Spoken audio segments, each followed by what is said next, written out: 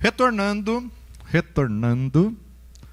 da nossa quarta aula, segunda parte, ainda em Efésios capítulo 4, Paulo conclui dizendo: ora isto, ele, quem? Jesus, subindo ao alto, levou cativos cativeiros, deu os dons aos homens, que é senão que também antes tinha descido às partes mais baixas da terra. Aquele que desceu é também o mesmo que subiu acima de todos os céus para cumprir todas as coisas. Para cumprir todas as coisas. Você se lembra que quando Jesus ressuscita, ele aparece primeiro para Maria e ele diz para Maria: não me toques, porque eu ainda não subi. E dizei aos meus irmãos e a Pedro que eu ressuscitei, e vão para tal local que lá encontrarei com eles. Bom, o que está acontecendo? Quando nós voltamos para o Pentateuco, e nós estudamos no Pentateuco a questão do tabernáculo, no tabernáculo nós temos o quê? O átrio, que é o pátio exterior, o lugar santo e o santo dos santos, que é onde tinha a arca da aliança, o propiciatório. Pois bem, o sumo sacerdote, só ele podia entrar no santo dos santos, e na verdade o tabernáculo é o quê? É uma réplica do que Moisés viu original nos céus. O sumo sacerdote só podia entrar uma vez no ano, quando ele fazia sacrifício por si, pelo povo, pelos pecados da família e pelos pecados do povo. Quando ele passava por esse ritual de santificação, quando ele passava pelos banhos de purificação, ninguém podia tocar nele. Se ele fez o sacrifício, tomou os banhos, passou pelo ritual, ninguém poderia encostar nele. Se alguém encostasse nele, ele não podia mais entrar no Santo dos Santos, perdeu a vez, só o ano que vem agora. Por quê? Porque tocou, transferiu o pecado, transferiu a contaminação, e aí, na verdade, ele já se torna impuro, imundo, e se ele entrar, ele morre. O que Jesus está dizendo ali para Maria é essa visão do tabernáculo. Eu ainda não subi lá no Santo dos Santos para entregar meu sacrifício. Então não me toque, não toque em mim, para eu não ficar contaminado. Tanto é que era necessário Tomé não estar no primeiro encontro, porque senão Tomé iria tocar nele. Mas Tomé, Jesus aparece 8 dias depois, e o que Jesus fala? Tomé, toca aqui.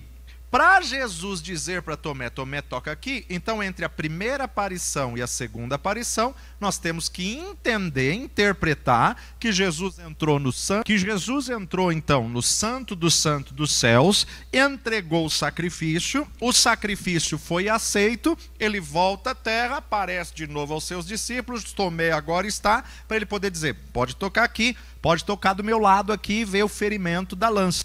Então, na verdade, nós entendemos que Antigo Testamento era sombra, Novo Testamento foi realidade. Paulo vai abordar que justamente ele desceu às partes mais baixas da terra, que é o mesmo, senão que antes tinha que primeiro desceu e depois subiu acima de todas as coisas. E aí então ele dá dons aos homens. Aí então vem o versículo 11. Ele mesmo, quem? Jesus, deu uns para apóstolos, polegar, outros para profeta, direção, outros para evangelista, que vai na frente de todos, outros para pastores, o dedo da aliança, outros para mestres, que entra nos mínimos detalhes. Agora, ele só pode dar o que ele é, ninguém pode dar o que não tem. As pessoas podem dar até tudo o que tem, mas o que não tem é impossível.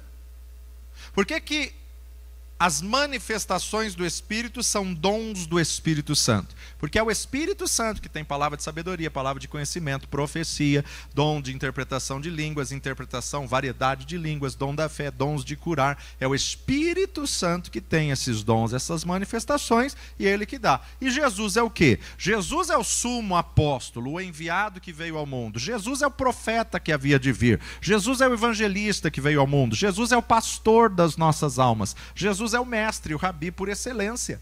Então ele é os 5 ministérios e ele dá aquilo que ele tem. Nele tem a plenitude de todos os ministérios do Antigo Testamento, como nós falamos na primeira aula. Quais são os ministérios do Antigo Testamento? Você tem sacerdote, você tem levita e você tem profeta. E ofício, você tem reis. Ele é o sumo sacerdote, ele é levita por excelência, ele é profeta e ele é rei dos reis. Agora no Novo Testamento, apóstolo, profeta, evangelista, pastor e mestre. Desses 5 vai sair toda a ramificação. Presbíteros, diáconos, bispos, anciãos. Vai sair toda a ramificação de todos os ofícios do ministério, que é o que a gente viu no começo dessa aula. Então ele dá de si. Agora, o dom que dá de si, no original, é dama. Dama, em grego, significa o dom que dá de si. Dama. Grego. O dom que dá de si. Os 5 ministérios que estão no governo, no ombro: apóstolo, profeta, evangelista, pastor e mestre, são dama.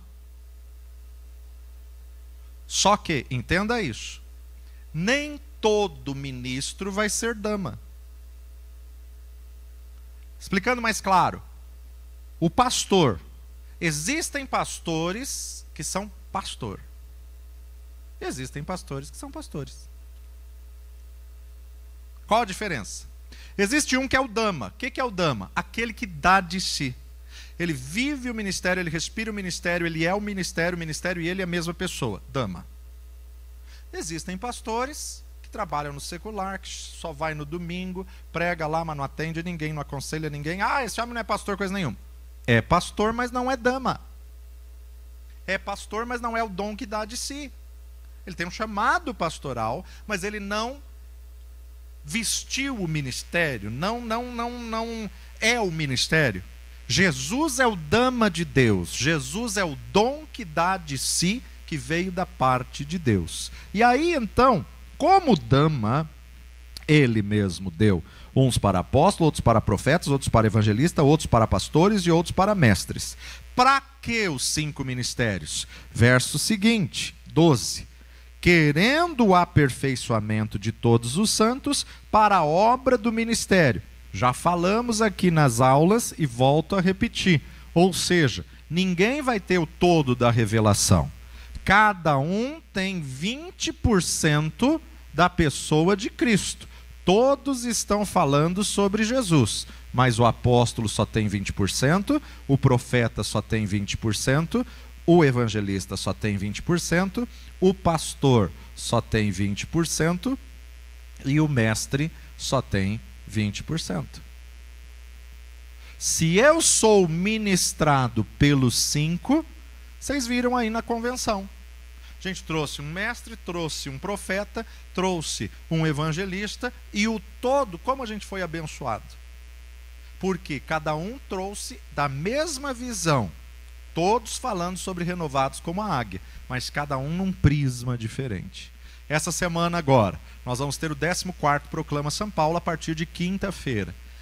Os preletores que foram escolhidos foi justamente um mestre, um pastor, pastorzão, um profeta, o apóstolo, querendo ver a visão dos 5 para identidade e propósito. Então você vai ver, vão ser aí acho que 10, 12 ministrações.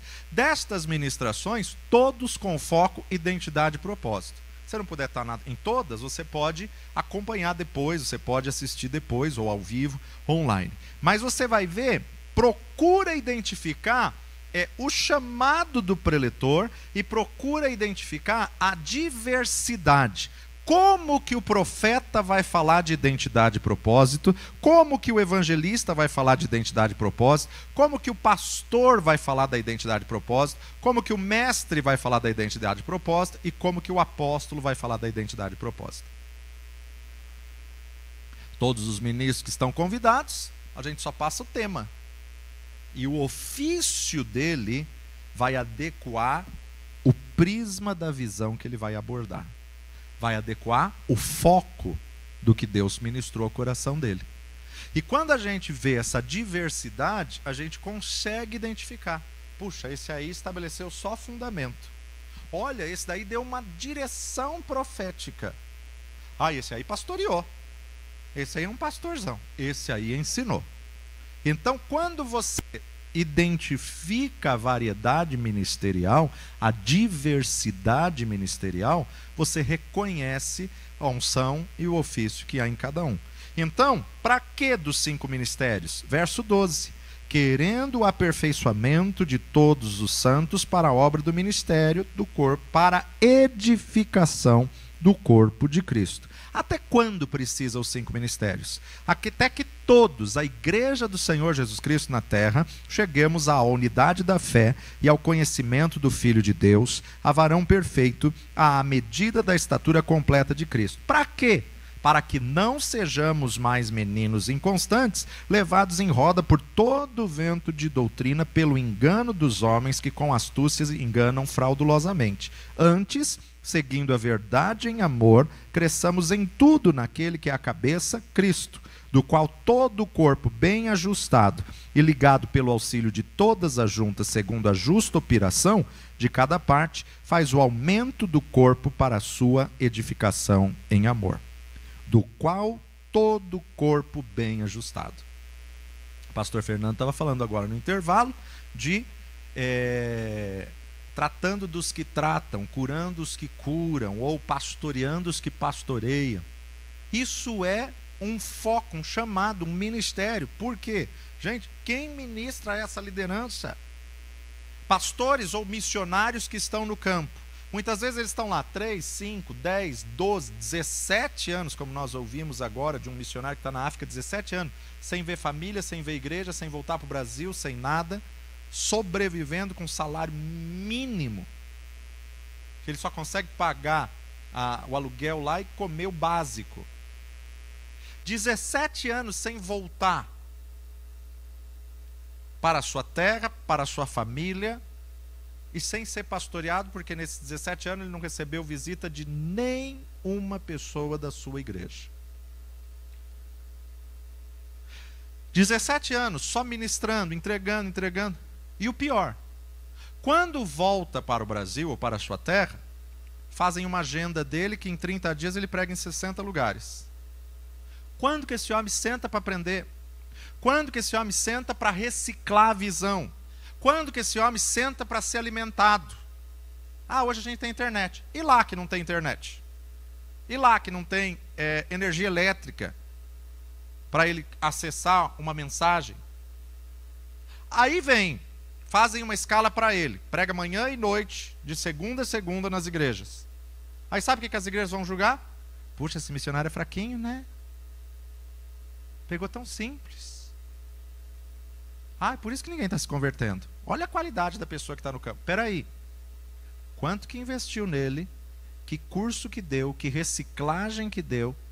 Que férias que deu nesses 17 anos para ele poder ser renovado? O envio tem uma responsabilidade. Quando a gente traz um dos nossos missionários do campo, tem o custo dele no Brasil, a passagem, mas as contas lá continuam.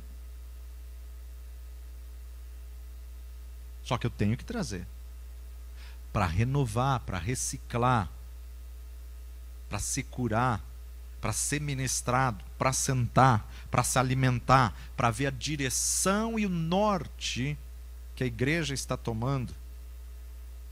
Então a importância de nós entendermos o envio como um todo. Tem igrejas que falam, a gente tem 400 missionários no campo, mas enviou, e tem uns que envia R$50, R$70 por mês e acha que está sustentando alguém. Esse, por exemplo, que a gente teve conhecimento, agora, 2021, o recurso do ministério que está enviando para ele passou para R$400. 17 anos na África sem ver ninguém da família. A família não conhece os filhos que nasceram lá. Agora vamos mais para frente. Daqui 15, 20 anos, ele está velho. não serve mais. Se ele volta para o Brasil, ele não tem mais nenhum vínculo com a família. 35, 37 anos no campo, quando volta, os primos já cresceu, já casou, nem sabe mais, nem conhece os filhos dele, a esposa. Que abraço ou que recurso ele vai ter dos que ficaram? Nenhum. A igreja, 30 anos, não tem mais ninguém que estava presente quando ele foi enviado. Ele é um estranho no ministério dele. Porque em todo esse tempo nunca voltou. Então isso é uma falha da igreja, da denominação, quando trabalha com envio, tem que se preocupar com essas situações. Isso é uma realidade triste, né, que a gente ouve, e tive conhecimento de alguns pastores do Nordeste brasileiro que se converteram ao islamismo por causa desse suporte, desse financiamento para eles serem representantes do Islã onde forem enviados, tudo por conta da instituição deles. E que a igreja muitas vezes deixa a desejar. Então isso é muito triste e nós precisamos que se levantem bispos para pastorear os missionários. Nem sempre ele vai ter a oportunidade de estar lá. Mas muitas vezes, enquanto se pode, né? Ele vai mandar um WhatsApp, vai mandar uma mensagem, vai mandar alguma coisa para poder fazer esse elo de ligação da igreja com o campo. Suprir essa carência que a igreja tem. O pastor local não tem tempo para fazer tudo isso. Mas alguém na igreja tem que enxergar isso como ministério. Muitas vezes a pessoa acha que não está fazendo nada dentro da igreja. Mas se ela está pastoreando quem pastoreia, fazendo uma ligação por mês, não estou nem falando por semana, uma ligação por mês, ela já supriu uma deficiência do corpo incrível. Quando eu comecei meu chamado missionário, eu estava ainda coordenando algumas campanhas de missões, e eu vi que era maior o número de missionários que voltavam do que o número de pessoas que eram enviadas. E aí eu comecei a fazer um cálculo básico mínimo. Falei, meu Deus, em 20 anos então não teremos mais missionário no campo, se não pastorearmos eles que estão no campo. E foi assim que a gente começou nosso chamado. As nossas viagens missionárias específica era para tratar os líderes, os pastores. E muitas vezes a gente tem um alto investimento, mas chega lá a gente fica com a família, conversa, pastoreia, aconselha, chora junto, ora, às vezes tem que dispor de algum recurso para pagar algumas contas que estão atrasadas, mas pastorear a liderança. A gente viu essa carência, essa necessidade e começamos a suprir essa carência, essa necessidade. E muitos deles nós tivemos que aconselhar porque disseram, puxa, minha igreja que me enviou há 20 anos não fez o que vocês fizeram, que acabaram de me conhecer. Não se levante contra a tua igreja. Talvez eles estão ocupados, não tiveram ainda esse entendimento, porque eu não posso também colocar ele contra a sua liderança. Então, na verdade, a gente vê uma necessidade e supre uma necessidade. Só que a igreja tem por hábito medir por resultados. Puxa, vocês ficaram 15 dias no campo? Quantas vidas se converteram? Nenhuma. Só que nós tratamos quem está tratando vidas, nós curamos quem está curando vidas, nós pastoreamos quem está pastoreando no campo que está abandonado. O fato dessa pessoa ser curada, tratada, pastoreada, ela vai produzir muito mais do que eu em 15 dias ali só. Então é muito mais eficaz. Como começou nossas convenções? Quando nós vimos a necessidade de eles sentarem e serem ministrados. Começamos a enviar passagens, começamos a enviar a viagem deles para cá, trazer tudo para dormir aqui em acampa dentro mesmo, e fazer almoço, café, janta, tudo por nossa conta. Por quê? Pastores nos disseram na convenção passada, nossa, eu nunca viajei, eu nunca saí do meu campo missionário. É a primeira vez que eu estou vindo para São Paulo, é a primeira... Gente, a gente teve realidades aqui que a gente ficou impactado. Coisa simples que a gente colocou no café da manhã e pastores em lágrimas dizendo, nunca comi isso. Quando você vê a realidade dele no campo, você não imagina o que ele passa. Mas quando você passa no campo com ele, você entende a carência, a sede e a fome. E é o que eu sempre digo, quando se traz ele pode até pregar em algumas igrejas, mas ele tem que sentar para ser ministrado. E quantas não foram as vezes que a gente deu cursos completos? Tem CD lá, tem energia elétrica lá. Pastor, tem, mas não tem aparelho. Então vamos te dar o aparelho, vamos te dar os cursos, vamos te dar todo o CD. Você vai ouvir? Vou. Eu cheguei uma vez nos Ribeirinhos e um pastor que eu não conhecia nos chamou para pregar, e quando eu fui ele começou a chorar, e a igreja estava cheia e eu não entendi porque ele chorava.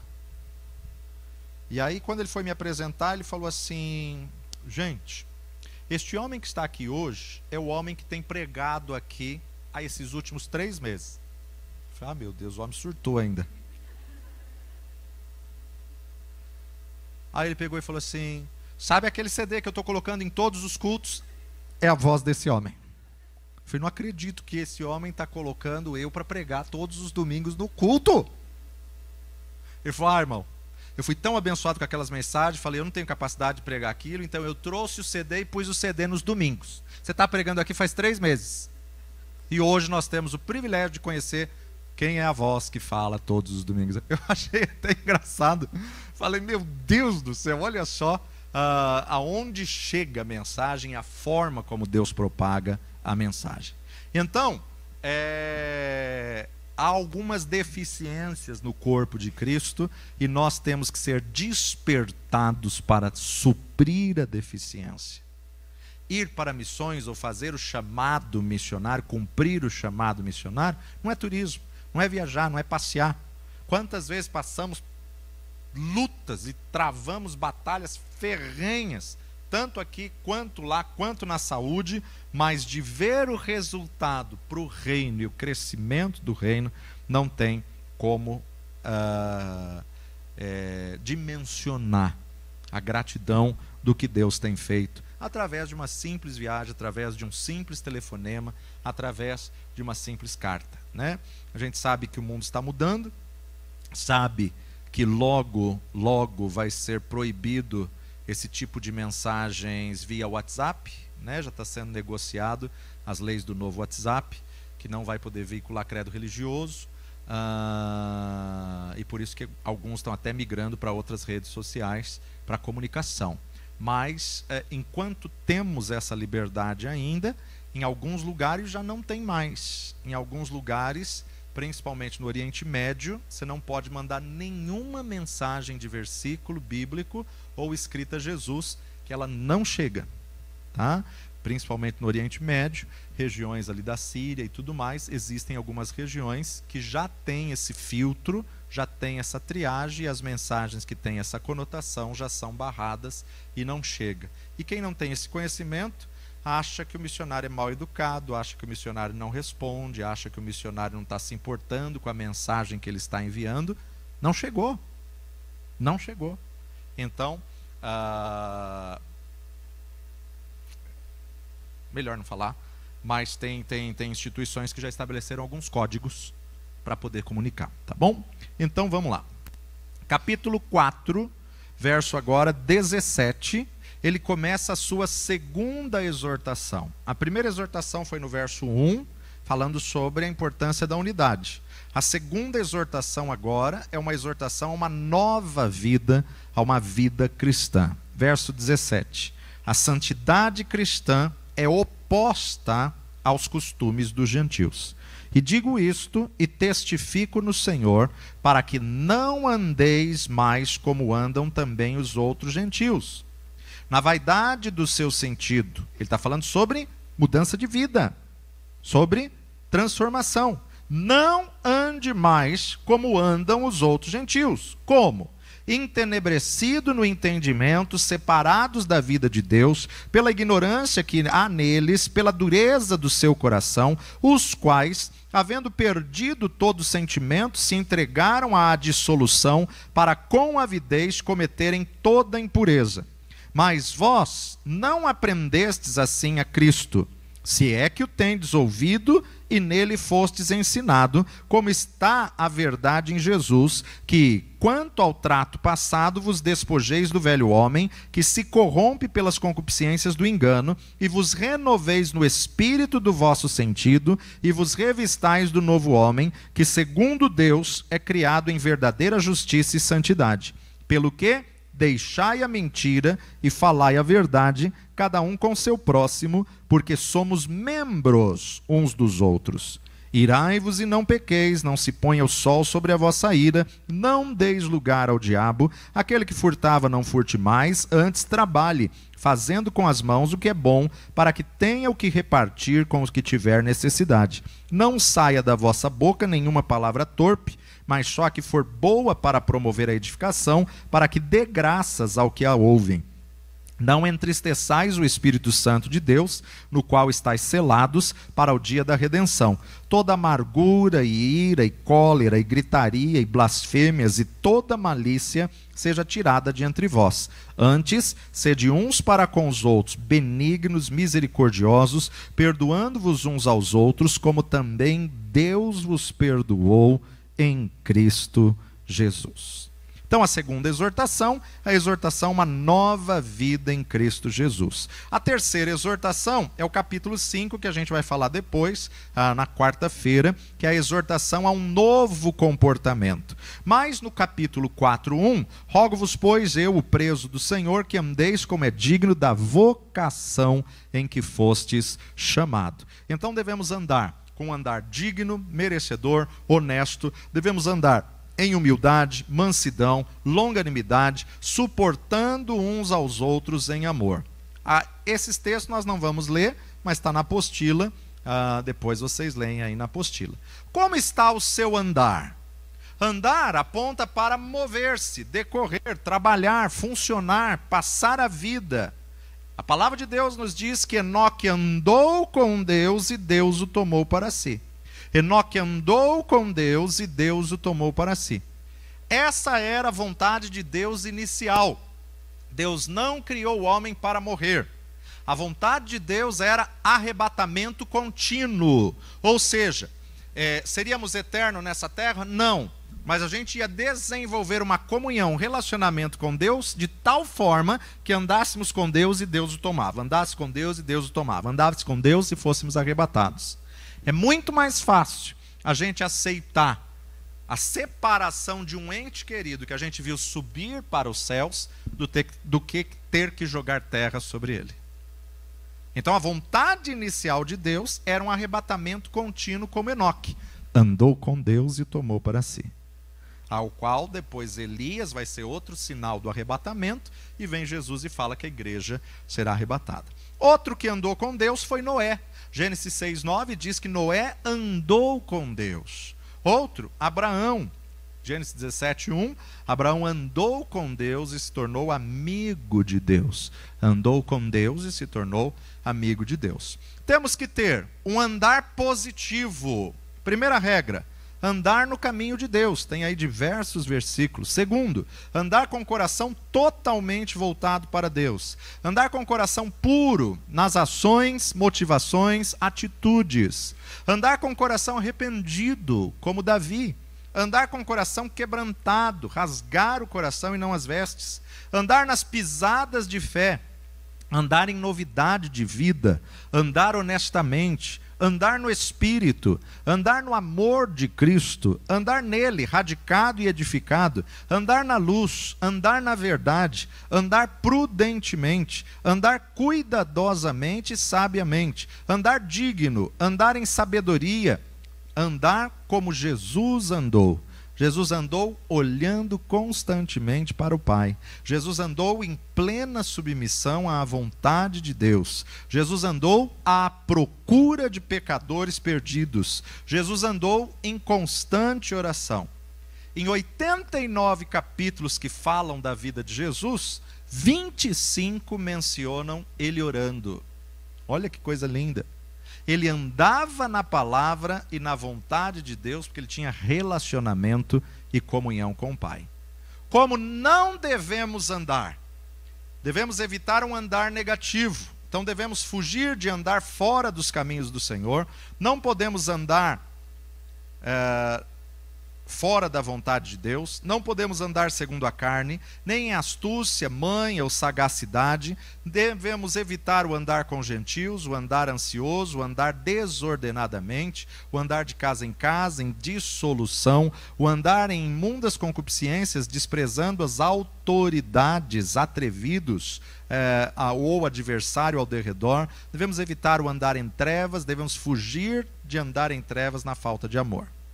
No versículo 1 do capítulo 4, rogo-vos, esse versículo começa com a palavra rogo, um pedido insistente, em vista da revelação que ele vai dar dos ministérios. Paulo refere-se a si mesmo como um prisioneiro do Senhor. Versículos 2 e 3, ele explica que nós devemos nos relacionar uns com os outros no corpo de Cristo. Uma das matérias desse ano, relacionando-se no corpo. Humildemente, longanimamente, suportando-vos uns aos outros em amor, porque unidade é empenho. Ela vem através de andar na nossa vocação. A paz é o produto direto da unidade. Versículos 4 e 5 a 6, Deus revela o propósito da unidade, revelando a unidade da divindade do corpo de Cristo. Verso 7, há somente um chamamento e um espírito, mas há muitos dons, e aí é onde nós recebemos a diversidade de ministérios. 8 a 10, tirou o cativo do cativeiro. Na Bíblia amplificada diz, ele levou um trem de inimigos subjugados.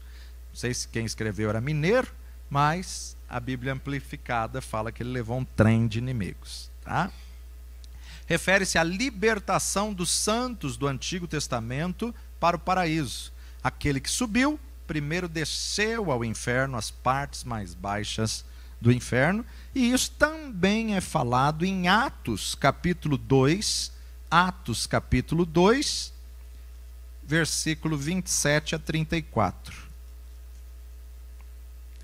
Pois não deixarás a minha alma no Hades. Olha só que ele fala bem claro o que vai para o Hades, a alma. Não permitirás que o teu santo veja corrupção. Isso era um salmo que estava escrito lá no capítulo 16, mas por que não permitirás que o teu santo veja corrupção? Corrupção aqui é decomposição do corpo. O Senhor Deus não permitiu que o corpo de Jesus entrasse em decomposição. Não permitirás que minha alma fique no Hades e nem que meu corpo entre em decomposição. Fizeste-me conhecer os caminhos da vida, com a tua face me encherás de júbilo. Varões, irmãos, seja-me lícito dizer-vos livremente acerca do patriarca Davi, que ele morreu e foi sepultado, e entre nós está até hoje a sua sepultura. Sendo, pois, ele profeta, e sabendo que Deus lhe havia prometido com juramento que do fruto dos seus lombos, segundo a carne, levantaria Cristo, para o assentar sobre o seu trono. Nessa previsão que Davi fez, disse da ressurreição de Cristo, que a sua alma não foi deixada no Hades, e nem a sua carne viu a corrupção, nem a sua carne entrou em decomposição. Deus ressuscitou a esse Jesus, do que todos nós somos testemunhas, de sorte que, exaltado pela destra de Deus, e tendo recebido do Pai a promessa do Espírito Santo, derramou isto que vós agora vedes e ouvis. Porque Davi não subiu aos céus, mas ele próprio disse, disse o Senhor ao meu Senhor. Disse Deus a Jesus, assenta-te à minha direita, até que eu ponha todos os inimigos por escabelo de seus pés. Saiba, pois, com certeza, toda a casa de Israel, que a esse Jesus a quem vós crucificastes, Deus o fez Senhor e Cristo. Indo então para Efésios 4:11, os 5 ministérios foram dados como dons quando Cristo subiu. Apóstolo é aquele que é enviado com uma mensagem, um dom de fundamento, alicerce. Profeta, no Novo Testamento, é aquele cujo ministério é mais o proferir abertamente do que o predizer. Então, ele confirma, aquele que vem para confirmar o que Deus já falou conosco, e é também um dom de fundamento. Evangelista é aquele que proclama boas novas do evangelho, a mensagem que salva. Pastor como ovelha, ou semelhante a um pai, a paternidade. Mestre, aquele que ensina. Dos versículos 12 a 16, os 5 ministérios são enviados para iniciar uma reação em cadeia de crescimento espiritual do corpo de Cristo. Ou seja, devemos amadurecer ou aperfeiçoar os santos, para que os santos possam fazer a obra do ministério, para que os santos sejam edificados. Os 5 dons ministeriais funcionarão nesse processo até que todos cheguemos à unidade da fé, para que tenhamos pleno conhecimento do Filho de Deus, a perfeita varonilidade, a medida da estatura de Cristo, para que não sejamos mais meninos inconstantes, agitados de um lado para o outro, mas seguindo a verdade em amor, cresçamos para que possamos contribuir com a nossa parte do corpo de Cristo. Não vai dar tempo de falar dos 5, mas só o apóstolo. Apóstolo no grego é apóstolos, e apóstolos no original significa alguém enviado com uma missão. Alguém enviado com uma missão. Então, se a igreja levanta o Vitor e envia o Vitor para um trabalho missionário no Mato Grosso, nós estamos enviando ele para visitar os pastores, para conhecer as igrejas. Ele vai com um envio apostólico. Ele não é apóstolo, mas por ele ser enviado com uma missão específica, ele vai debaixo de um envio apostólico. Qualquer um que enviamos com uma missão específica, nessa viagem ele flui como apóstolo. É um envio com uma missão.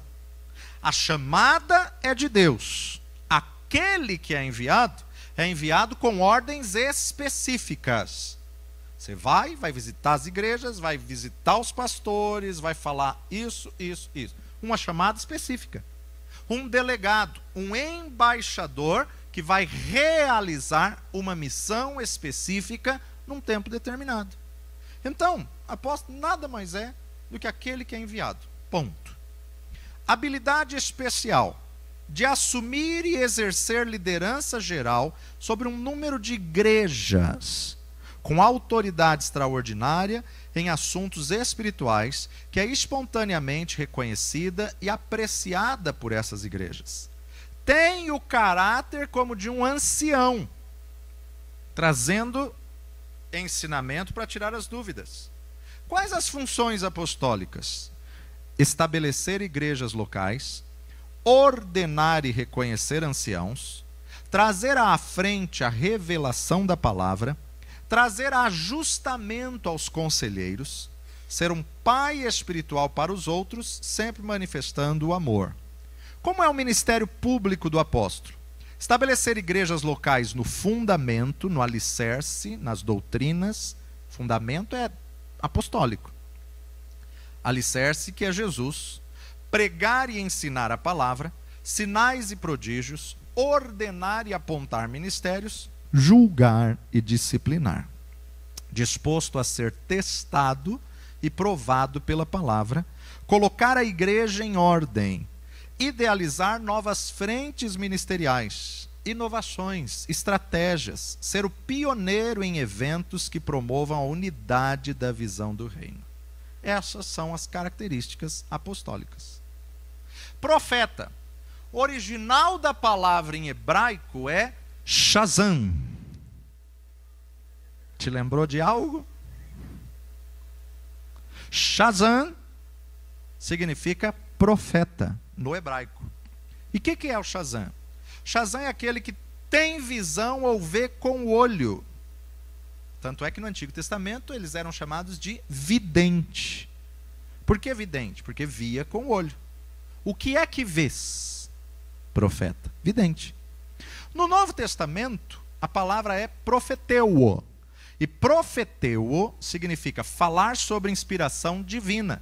Aquele que é chamado por Deus, aquele que prediz a palavra, fala a palavra de Deus sob inspiração do Espírito Santo, pronuncia juízo, julgamento de Deus, exorta e fortalece a igreja, viaja com apóstolos em uma equipe ministerial, confirmando igrejas locais, opera em pelo menos 2 dons de revelação além da profecia, confirmando aquilo que Deus já colocou no coração das pessoas. Dá direção ao rebanho, direção do tipo de ministração que a igreja precisa, confirma ministros e ministérios. Característica: a primeira característica do verdadeiro profeta é que ele é um homem de revelação.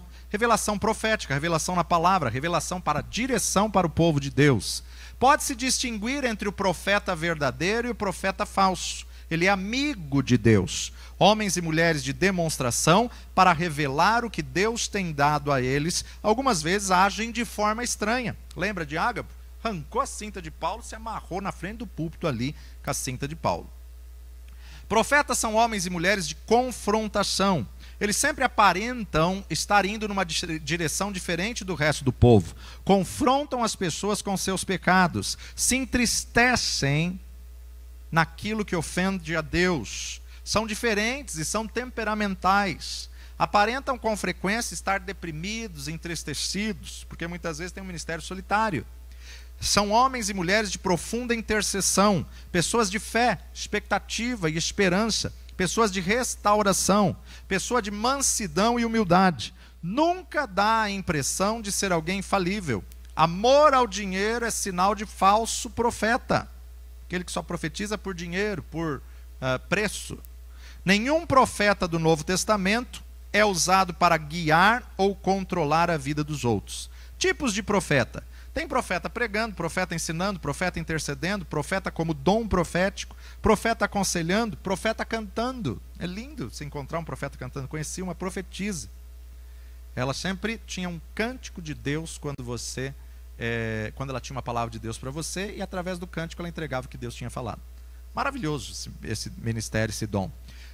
Profeta de pacto, profeta de aliança, profeta de governo, profeta de reino, profeta de julgamento, profeta mensageiro, profeta da família, profeta da igreja local, profeta para as nações, profeta para certas igrejas, profeta para o corpo de Cristo e profetas para o mundo.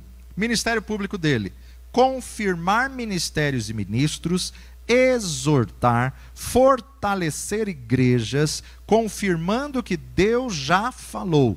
Prediz futuros eventos, fala para edificar, construir, levantar, consolar, convencer e encorajar, convence do pecado na igreja, nunca traz confusão. A palavra dele pode ser provada pela palavra de Deus, e a palavra dele deve ser julgada por 2 ou 3, e trabalha com os outros ministérios, especificamente com o apóstolo, para estabelecer fundamentos e fundar alicerces da igreja do corpo de Cristo. Quarta-feira continuamos a partir do evangelista, e assim concluímos a matéria, capítulo 5 só, porque o capítulo 6 a gente tem uma matéria só do capítulo 6. Tem lá na livraria o livro Impacto Apostólico. Impacto Apostólico é o único que tem daqueles 3 que eu recomendei. Ele está numa promoção super especial de, acho que R$15, tá? Impacto Apostólico, acho que tem 3 ou 4 ainda.